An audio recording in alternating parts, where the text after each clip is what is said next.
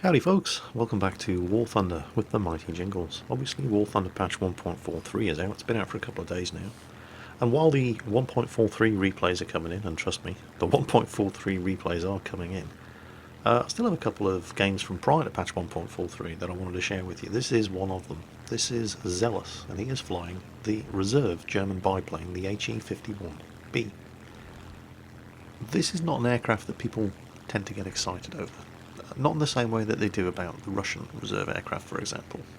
It's pretty unremarkable in most respects. But it is a biplane, so it is very, very manoeuvrable compared to, monoplane fighter aircraft. And there's going to be lots and lots of monoplane fighter aircraft and Russian biplanes for him to be fighting in this realistic battle. It's a realistic battle. He is flying the HE-51 because he needed a few more kills in it to unlock a skin. I'm not sure which one. But he's in a reserve biplane, so he's right at the bottom end of the feeding chain in this realistic battle. Wait until you see the kind of enemies he has to deal with. Admittedly, they're only rank 1s, but, he's in a reserve biplane, and it's not a Russian reserve biplane, so this is going to be hard work. Before anybody gets too excited in the comments and starts calling out Russian bias, I'm not saying that all Russian aircraft in War Thunder are overpowered, but I don't think there are many people who could convincingly argue the case that the Russian reserve biplanes were not the best of any of the reserve aircraft. In firepower alone, they're at least twice as good as any of the other aircraft. They're also faster than most. They're certainly faster than, the HE-51 or the Japanese Ki-10. Not quite as manoeuvrable as the Ki-10, but then again, the Ki-10, like the HE-51, only gets 2 machine guns and they're rifle caliber. So, and it's no surprise when you jump into a rank 1 or below game that everybody's seal clubbing in Russian biplanes. And, they do it for a reason. They're very, very good aircraft. Unfortunately, Xelous is flying an HE-51. On the bright side, however, at least it's not an arcade battle. And what I mean by that is, in a realistic battle, and you move one step up, you go to a simulator battle, actually knowing how to fly becomes a lot more important than just reflexes. The vast difference between an arcade battle and a realistic battle, and then moving up from realistic to simulator, actually knowing what you're doing, understanding what the aircraft can and can't do, and what your opponents can and can't do, makes a much bigger difference than just twitch reactions in the way that, that people win arcade games. In an arcade battle, due to the nature of the way arcade works, especially the size of the maps, the fight is on you within seconds when you play an arcade. And, knowing how the aircraft should fly helps, but it's no substitute for lightning fast reactions and razor sharp situational awareness. If you don't have lightning fast reactions and razor sharp situational awareness, you're probably not going to do very well in arcade, but you can still do well in realistic, because you get time to plan your attack. And that LaGG-3 that you just heard zoom past with his 20mm cannon blazing is definitely not playing to the strengths of his aircraft. This is one of the rare occasions when you can actually say that the LaGG-3 is one of the fastest aircraft on the battlefield, and he should be playing boob and zoom tactics. Dive in, let rip with the guns, zoom out again, because he is never going to outmaneuver a bunch of biplanes. And instead, well, he's gotten himself a kill, but it's going to cost him his aircraft, as he's now trying to get into a prolonged turning fight with a whole bunch of aircraft that are much, much more manoeuvrable than him, but much, much slower than him. So instead of using his speed, he keeps trying to outturn them. And there you go, he's down. Shot down by a CR-42 Falco. The shame. And there's one of those Russian biplanes we were talking about, and it's Shoji. So, okay, it's only AI, but there are other players on the way in. So deal with the threats that are there right in front of you, and then worry about the threats that are on their way. So he's going to go for Shoji. Now, he could have been in serious trouble if this had been piloted by another player, but it isn't. And Shoji's alright, but, you know, he's not that good. Could have been worse. It could have been Tetsuo. That guy's insane. You're going to have to kill him quick. Oh, there we go. Pilot kill. We've got him. And not before time, too, because there's more of them on the way. And these ones are not AI.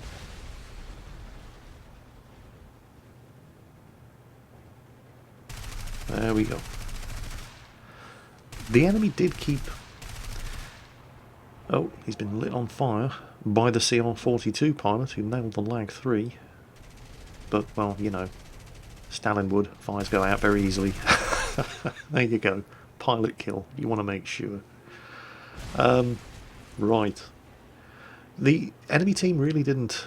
Well, with a couple of notable exceptions that you're going to see later on, the enemy team didn't really play as a team here. They sort of all arrived in this huge mess of friendly aircraft, kind of one at a time. They kept turning up one after the other and getting swarmed by superior numbers, which was not the smartest gameplay you've ever seen. But, you know, it's when the enemy are making a mistake, don't interrupt, right? It's bad manners. So, immediate threats dealt with. Now, we can't see the scoreboard. This isn't a patch 1.43 replay. One thing about patch 1.43 replays, it's like, don't get me wrong, I really do like what they've done with the replay system in patch 1.43, but what they have done is they've also taken away the battle messages that you see popping up at the bottom of the screen. So, prior to patch 1.43, even if you couldn't see the map, even if you couldn't see the airspeed and the altitude and so on and so on and so on, you at least knew when somebody had been shot down, even if you weren't around to see it happen, because you got the combat message pop up, just like you're seeing there. That doesn't happen in the patch 1.43 videos. Even when you're sitting in this perspective here, he's strafing a ground target back there. Well, okay, we know that he destroyed that ground target, and that one, because we saw the explosion. And that's confirmed by the combat message that pops up, where the map would normally be, down there in the bottom right corner of the screen. But the combat messages don't pop up in patch 1.43 replays. So important information, like the fact that your teammates are all being shot down by somebody, you just don't get in a 1.43 replay. It's like, you know, 2 steps forward, 1 step back. Yeah, what can you do? Gaijin, you so silly.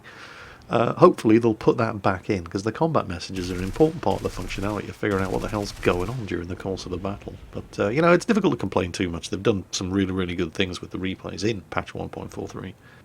I don't know. It's just amusing that, you know, the one thing about old replays in War Thunder that made it possible to actually figure out what was going on in a game were the combat messages. And the one thing that they've taken out of the new replay system.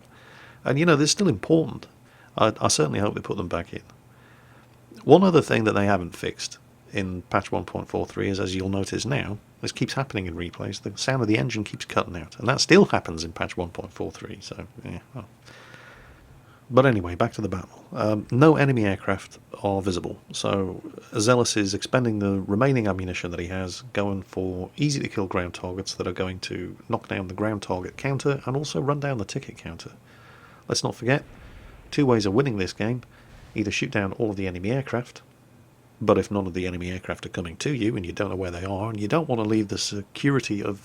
because there's a nice big cluster of friendly aircraft flying around here over this ground target kill area, and he doesn't really want to go flying off alone.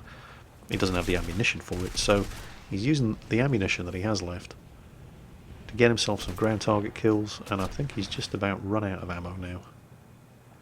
And he's going to head back to rearm, reload, and see if he can find himself some players to shoot down. Coincidentally, the aircraft that Xelous is fighting against in this realistic battle are exactly the aircraft that the HE-51B went up against in the Spanish Civil War as part of the Condor Legion. I probably shouldn't be getting as amused as I am about the fact that dial almost says fart. I don't know what it means in German. probably the airspeed indicator. But, or is it altitude? I don't know. I'm sure that's it now. Now I've said it. Now I've admitted I don't know what I'm talking about. There's going to be 40% of the comments of this video are going to be Jingles. It means this in German. Oh, thank you in advance. Yeah, the Condor Legion in the Spanish Civil War. The Condor Legion were basically German pilots, serving German pilots who pretended to be volunteers to go and help General Franco during the Spanish Civil War. And initially the HE-51 did pretty well, but then Stalin got involved and he started equipping the other side with exactly the kind of aircraft that Xelous is going up against in this realistic battle. I-15s, I-16s and SB bombers. The SB bomber in particular really put the final nail in the coffin of the HE-51 as a fighter, because it completely outclassed it, even as a fighter. And it was a bomber. I mean, it was more heavily armed, and I'm not talking about the bomb load. I mean, obviously it had a better bomb load, because it was a bomber, but it had bigger and better guns, and more of them. And it was faster.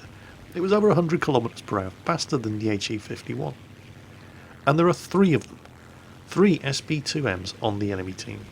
Now a friendly HE-112, there we go, has just nailed one of them, but he's gotten himself shot down in the process. There are still another 2 SB-2Ms flying around. There's one of them. And he's not alone, because the 3 of them were flying in a squad. The other one is just up ahead there. He's firing at this guy. He's hit him, but he's only firing 7mm machine guns. Here comes the other one. Oh, look at this. Completely outclassed by these 2 bombers. And, you know, there's 2 of them. And they're able to... All of the advantages are with the bombers. For a start, they can concentrate on flying and circle. Look at that. Very, very manoeuvrable for a bomber. I mean, it's not as manoeuvrable as a biplane, but they can choose the terms of the engagement. The speed advantage in a realistic battle is critical. If these guys don't want to stick around and fight Xelous, then they just fly away, and Xelous cannot catch them. And don't forget, these guys are flying in a squad, so they're probably on voice comms. They're probably sitting there on TeamSpeak. And if I was in this situation, what I would be doing is just flying away from Xelous. As soon as Xelous latches onto the tail of one of them, keep flying away. Let your tail gunner work him over. And then the other guy... And that's exactly what they're doing. Xelous has spotted it. The other guy comes in from behind, and he can catch you because he is over 100 kilometers per hour faster. And every time Xelous slots in on the tail of one of these SB bombers, they both do exactly the right thing. They just open up the throttle, fly nice and steady, switch to their tail gunner, start working him over with the tail gun, and the other guy loops around and closes in on Xelous's tail. He's constantly caught between these 2 bombers. Look at that. Fire coming in from behind. Very accurate fire coming in from behind. He's done some critical damage to that guy in front of him, but he cannot keep this up. The odds are completely stacked against him. His only chance is if they get impatient and overconfident and they start trying to get into a turning fight with him. And even then, their gunners can still be working him over. And it looks like that's what this guy's done, actually. Instead of leading him away, he's turned... Yeah, I think he's realised his mistake. Where did the other one go? The other one's running as well. He looks... No, he's turned around. He's coming in again. Xelous has seen it. No, screw this. No. No, this is bad. Xelous has hit. He's taken airframe damage. Nothing critical. Nothing that's going to affect his combat performance. Are they chasing him? They should be chasing him. Don't forget, their gunners can reload in the air. Xelous can't. He's trying to get the hell out of there. It completely outclassed. I mean, those 2 guys showed that they knew what they were doing. And it doesn't look like they're chasing him. I don't know why they're not chasing him, because the advantages are all theirs. They can catch him. You know, they're a vastly superior aircraft. They can dictate the terms of the engagement. But they're letting him get away. So, well, you know, never interrupt the enemy when they're making a mistake. So, back to base, rearm, repair, reload, get back in the air, head back to the combat zone.